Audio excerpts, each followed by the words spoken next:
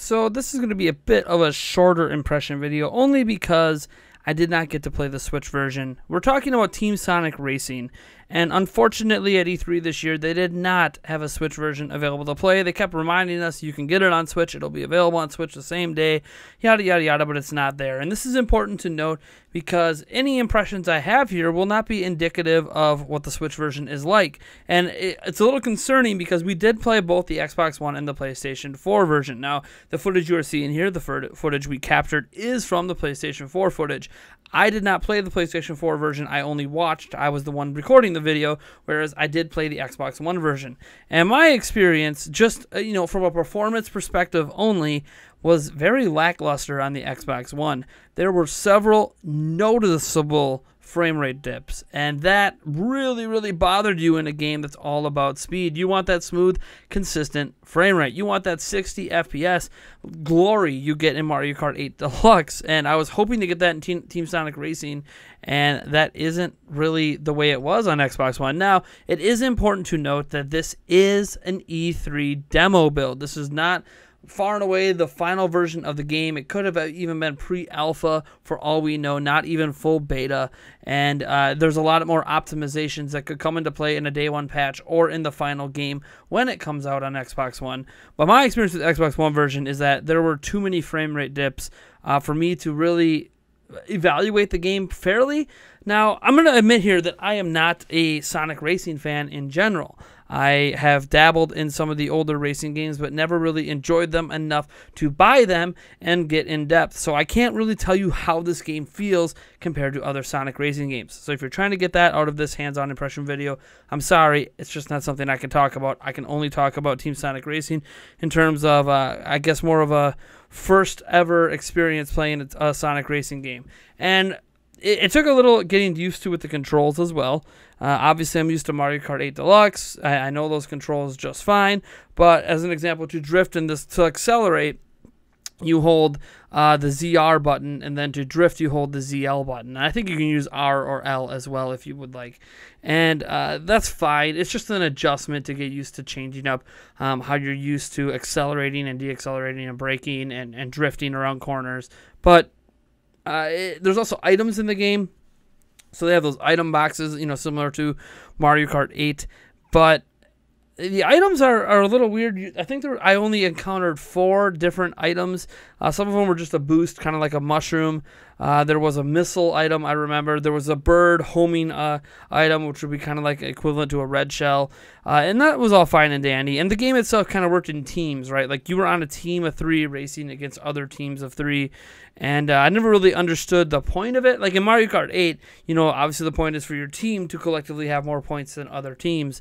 So when you make your red versus blue matchup, online or whatever in tournaments, obviously whichever team had the most points is the winning team. And then there's also, in addition, the top ranked players from each team. And I never really understood the team mechanics outside of the fact that your items don't, you can't fire the little red eagle item and hit your own team. It'll hit whatever next team is ahead of you, whatever player is there. So that was all fine. That was very familiar. Again, there didn't seem to be a very wide variety of items, and this was just an E3 demo. I don't know what's going to be in the final version.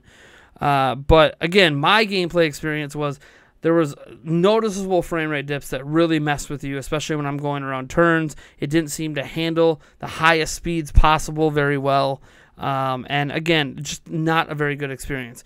But Eric did get to try out the PlayStation 4 version.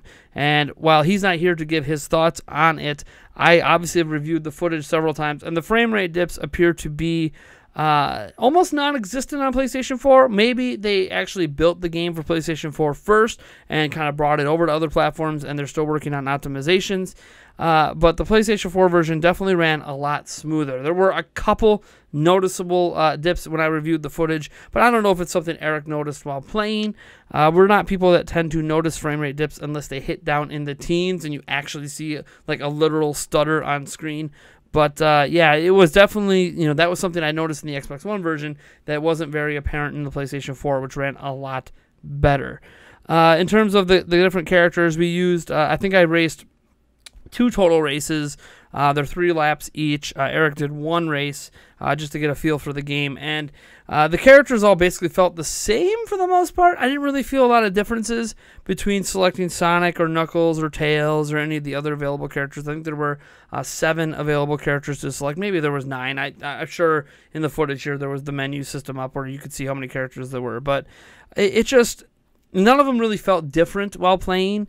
But again, demo, blah, blah, blah. As an example, you know, in my Ninjala video, one thing I didn't mention is that even though only 4 of the characters were playable, all we could use were the same weapons. So therefore, all 4 characters felt exactly the same, regardless of which character you were. Whereas in the final game for Ninjala, there's going to be differences between the characters and the weapon types and their stats and stuff. And that's going to be probably true in Sonic Racing as well. So for the purpose of the demo, I think pretty much all the characters felt the same. But when it comes to the final version, that doesn't mean it's going to be the case. Just like in Mario Kart, there's probably going to be different stats, different weights, different vehicles, different cars, different ways to customize things. In fact, I was told there will be different cars and different ways to customize them. So that is a thing that's going to be happening in the game, even though it's not available in the demo.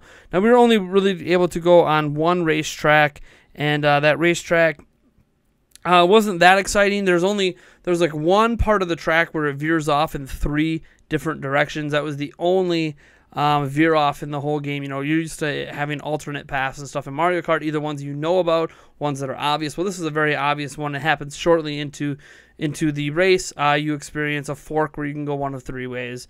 And that was the only fork we experienced. Obviously, instead of coins and stuff to collect, they have their rings from Sonic.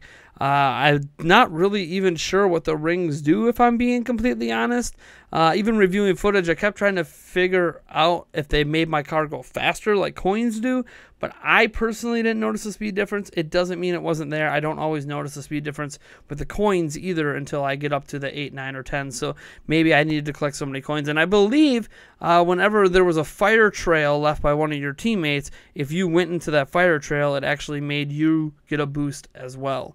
Again, kind of like drifting almost works in real life, you know, where you have 2 cars get up right behind each other, and you can kind of slingshot yourself forward off of the tailwinds of the racer in front of you. That is a strategy that is used by teams, people that are from the same team in NASCAR and stuff like that. And I felt like there was something not quite that specific, but something at least generally related to it in this game. And that's really all I have to say. The visuals themselves were fine. The motion blur is a little off-putting. It's a little too strong for my liking. Wouldn't mind being able to turn that off so I can enjoy the visuals a bit more. But overall, it visually looked fine. It looked like a Sonic racing game. It looked impressive, a current-gen Sonic racing game. I'm not sure if it's really a game I'm going to be interested in. I didn't really have as much fun with it as I do with, say, a Mario Kart or even a Diddy Kong Racing back in the day. Maybe even prior, Sonic racing games I tried out. I'm not sure I had more fun. But again, E3 demo, got to keep in mind performance dips, all that stuff. That might not be a normal thing. It's just something that I experienced, and that does make me worried about the Switch version. I don't see how the Switch version, if there's, this kind of performance dips on Xbox One, I don't know how the Switch version is going to run at 60 FPS.